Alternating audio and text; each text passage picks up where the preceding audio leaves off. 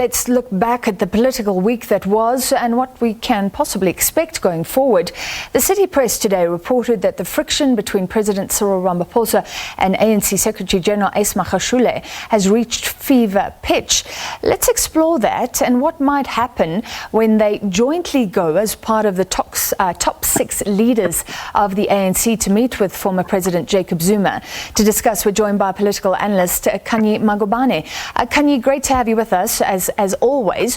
For a while, speculation has been rising. Reporting has been increasing on the apparent tensions between Cyril Ramaphosa, the ANC head, and the Secretary General Magashule. But like an analyst told us earlier this week, they've actually been occupying the same political space for a while, no major blow-ups. Do you think there is a fierce political battle going on here? Absolutely, without a doubt, Francis. We know that issues of succession are always issues that are present within any political party.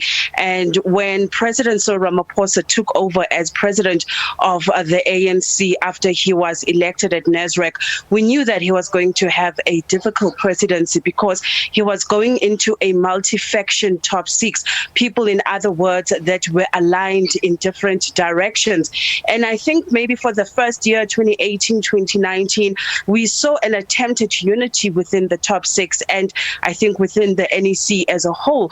But starting from last year and certainly towards the end of the year when the Secretary General Magashule was arrested and charged with fraud, corruption, emanating from the asbestosis tender case, there we started seeing the battle lines being drawn. There we started seeing comrades starting to come out in a more pronounced way and being less afraid to show their true colors in terms of who they were aligned with, in terms of who they were supporting, and most important, who they would possibly support, for the next leadership of the ANC. We know that the local elections are going to take place before the end of this year, 2021, before the end of November, and this will just be a test of how the ANC will keep it together under such immense pressure that it sees. Magashule is a very powerful figure within the ANC who enjoys the support of the MKVA,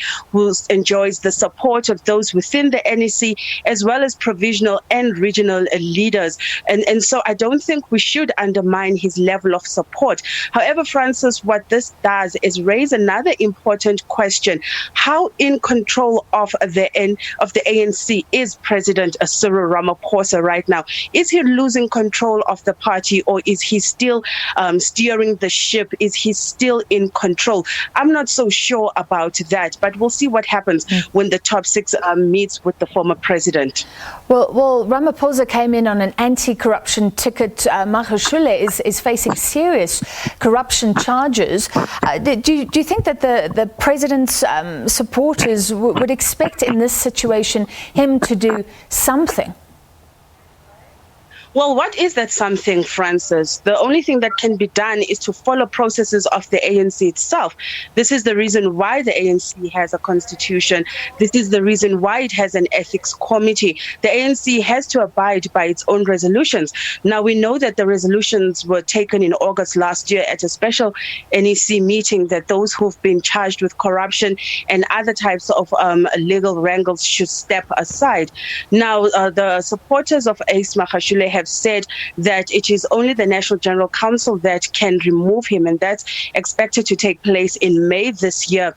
And they say that the current ANC legislation or the constitution doesn't give a clear picture on who replaces the SG in a situation where he is asked to step aside. So in other words, who takes over his role? That may, for all intents and purposes, be his deputy, Jesse Duarte, who steps in, but currently we don't really have clarity on what will happen should he step aside. He's been defiant, without being overtly saying that I will not step aside. But definitely his supporters have been speaking to the fact that even the ethics committee that's set up by the ANC has undermined the SG by releasing some of his preliminary reports into his issue directly to the NEC without it being released to the top six office bearers first. So we're seeing seeing accusations, mudslinging, but we're seeing a deeply divided ANC right now, Francis, and this is cause for concern because they are the ruling party. We know of the old political adage that says divide and conquer. So in dividing the ANC right now, who stands to benefit? Who stands to conquer at the end of the day? That's the interesting question. All right, and it will be an interesting build-up to that General Council in May. So in this context that you say you believe that the President and the Secretary General are at loggerheads, let's look at reports today about what former President Jacob Zuma reportedly said when he had that tea party, that he's aggrieved with the way he was ousted by the ANC. So that's someone else potentially who has beef with the current ANC President, Cyril Ramaphosa. But are there clear signs that the forces against the President are aligning together themselves? I think the forces against President Cyril Ramaphosa are most possibly, gathering and mobilizing to build up, the Ace Magashule entry into leadership, because he's touted as the next leader of the ANC. Well, at least that's what insiders are saying, that there is a fierce leadership battle. I do think that the former president, Jacob Zuma, does support Ace Magashule. Definitely, we've seen key figures like Tony Ngeni. We've seen key figures like the Ekurhuleni mayor, Mzwandile Masine, coming out very strongly, going to Bloemfontein for some of those court appearances. So it would seem as if where the ANC is right now, it's actually thinking about its future, the next leader. And Ace Magashule, for all intensive purposes, is, rising up as that leader. But it's never an easy battle to take up the helm of a strong and powerful organization such as the ANC. So I think if Ace Magashule does want to lead the ANC in the future, he's going to work hard to bring in those who are against him to start, believing in his leadership, and definitely the constituents, the men on the ground, the people who have to ultimately vote him into power, the delegates that will attend those elective conferences. He needs to buy their affections. He needs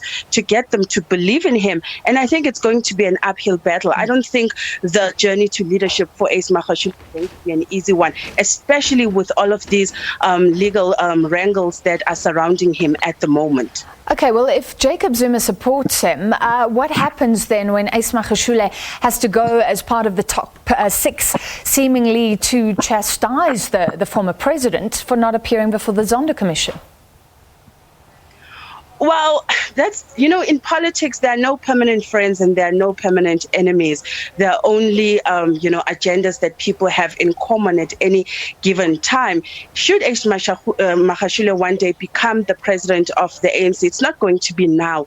And the issue of former President Jacob Zuma not appearing before the State Capture Commission, I think we need to separate issues and not get confused in terms of Magashule and, the former president. His support of the former president does not extend to him supporting his view that he's not appearing before the Zondo Commission as a form of defiance, which he said in his statement that I'm not saying that I don't respect the Constitution. He said that I am defying what I now see is a politicized constitutional court. He said that the justices were being used in a political fight and a political agenda against him. So even if Ace Magashule were to take over as the president of the ANC and ultimately the country one day, he would still have to abide by processes, and he would still have to respect the Constitution itself.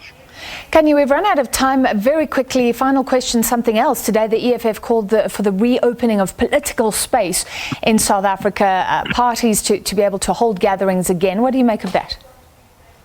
Well, I think it's a fair call because we are nearing the local government elections, and we know that political parties survive on the strength of electioneering and going on the campaign trail. However, I do think that the EFF may have been premature in them calling for the opening of political spaces, because I think that is something that is bound to happen at least in the next few months as the country moves down to perhaps level 2 and ultimately back to level 1 one of the national state of disaster, it is also in the best interest of every political party that political spaces are opened. They did say that they might take this case to court and they will write to the president to urge him to do it sooner. But I don't think the president will budge, because his main interest is, the safety of South Africans and bringing the curve down in terms of COVID-19 infections. All right. Thank you for your analysis tonight, political analyst Khanyi Magubane. Thank you very much.